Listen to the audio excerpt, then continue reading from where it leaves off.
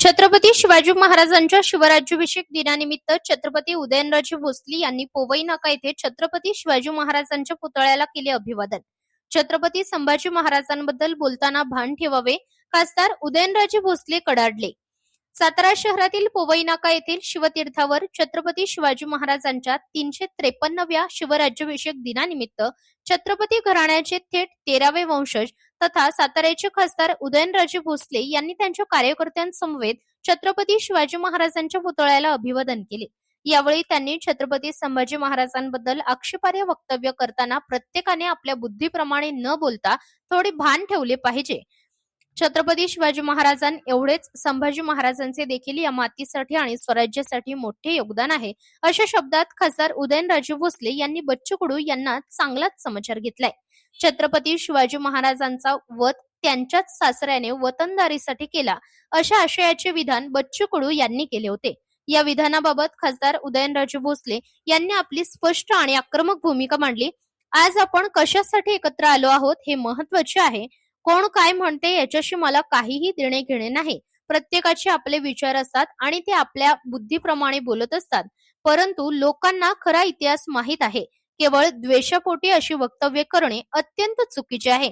संभाजी महाराजांचा इतिहास पहा. जर संभाजी महाराजांनी हे सगळं वतनदारीसाठी केले असतं तर त्यांचा इतिहास असा नसता. त्यांचा इतिहास पाहिला तर लक्षात येईल की स्वराज्यासाठी त्यांचा किती छळ करण्यात आला. त्यांच्या शरीराची हाल करून त्यांना बलिदान द्यावे लागले.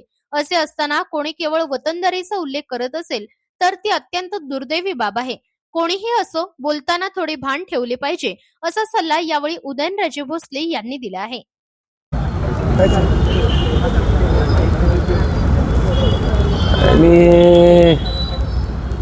ह्या संपूर्ण जगभरात वेगवेगळ्या देशांमध्ये अनेक राजे होऊन गेले.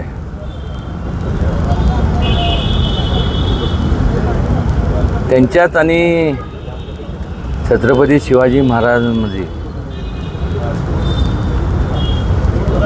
जो फरक आहे तो हा आहे की इतर सर्व राजांनी त्यांचं साम्राज्य वाढवण्यासाठी लढाया केल्या.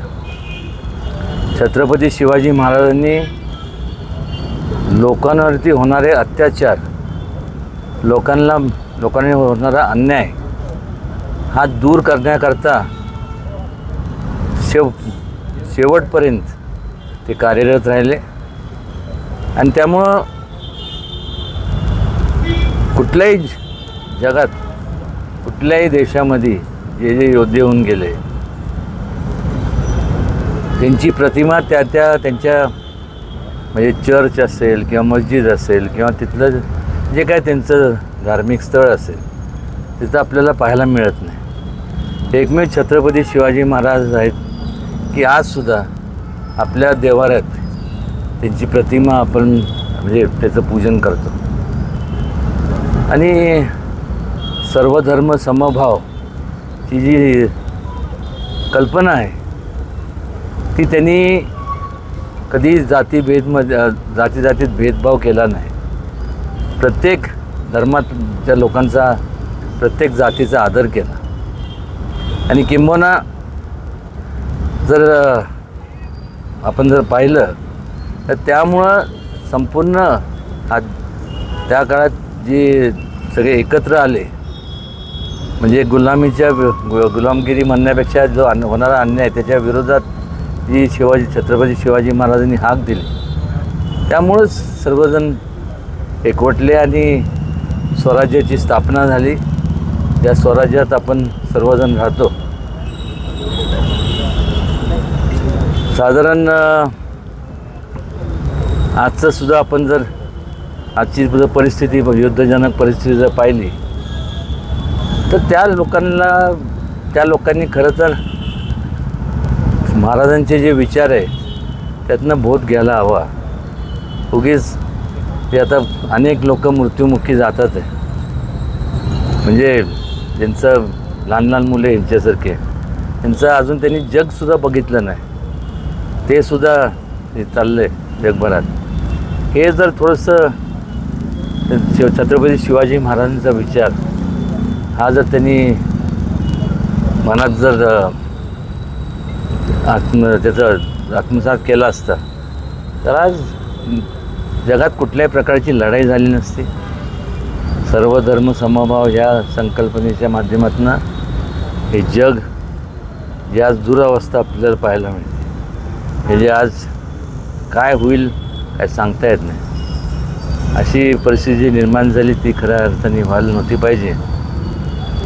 आणि म्हणून आज एवढे वर्ष 300 पुन्हा अधिक 353 वर्ष नंतर देखील आज महाराजांचं आपण जे आजसुद्धा त्यांची आठवण येते हे याच्याकरता, कारण की त्यांनी जे आचार विचार आपल्या संपूर्ण सगळ्यांना दिले, समाजाला दिले. जे एका प्रकारे जर पाहिलं तर ही भवानी तलवार आहे. म्हणजे काय त्याला म्हणतात, म्हणजे ज्यांचे हात गुडघ्याएवढे असतात, अजानभाऊ म्हणतात ना. तर दसरा हा जो सण आहे त्या दिवशी तलवारीचं जेव्हा पूजन करायला ती मॅनातनं सुद्धा मला काढता येत नाही, कारण की तो याचा जो स्पॅन लागतो तो माझा देखील नाही आहे. आणि त्यामुळं हे सांगण्याचा मतीच अर्थ म्हणजे जे जे युगोपुरुष होऊन गेले, म्हणजे मग धार्मिक गुरु वेगवेगळ्या धर्माचे असतील जे कोण होऊन गेले ते सगळे, म्हणजे त्यांचे हात हे असे लांब होते आणि एक दैविक शक्ती त्यांच्यामध्ये होती. नाही तर मला सांगा ना की आज संपूर्ण म्हणजे सगळं हे एवढं सगळं जे त्यांचे विचार आपण पाहता किंवा त्यांचे जे आपण इतिहासमध्ये आपण जेव्हा विचार करतो तर ते सर्वसामान्य माणसाला शक्य झालं नसतं. एक युगोपुरुषपणा किंवा एक दैविक शक्ती त्यांच्यामध्ये होती. आणि माझी तर कळकळीची विनंती की या संपूर्ण जगामध्ये लोकांनी त्यांच्या विचारांचं आकलन केलं पाहिजे, तरच जे आज जगात कुठंतरी म्हणलं तरच शांती लाभल. महाराजसाहेब बच्चू कडूंनी काल एक विधान केलं आहे छत्रपती संभाजी महाराजांच्याबद्दल, की बच्चू कडूंनी काल एक विधान केलं आहे छत्रपती संभाजी महाराजांच्याबद्दल की वतनदारीसाठी त्यांच्या सासऱ्यानेच त्यांचा वध केलेला आहे. काय सांगणार आहे? नाही तर त्यांनी हे बघा, आज कशा करताय जमलं आहे, कोण काय म्हणतं त्याच्याशी मला काय घेणं देणं नाही. प्रत्येकाचे विचार असतात, काय त्यांच्या बुद्धीप्रमाणे ते बोलत असतात. मला काय त्याच्याबद्दल मला काय त्याचं काय स्पष्टीकरण द्यायचं नाही. लोकांना माहीत आहे उगीच द्वेषापोटी एखादं ते वक्तव्य करणं. वेतनदारी संभाजी महाराजांनी जर वेतनदारीसाठी केलं असतं तर आज संभाजी महाराजांचा इतिहास जर पाहिला तर मला सांगा ना कुठली वेतनदारी. हा संपूर्ण त्यांचा एवढा छळ करण्यात आला.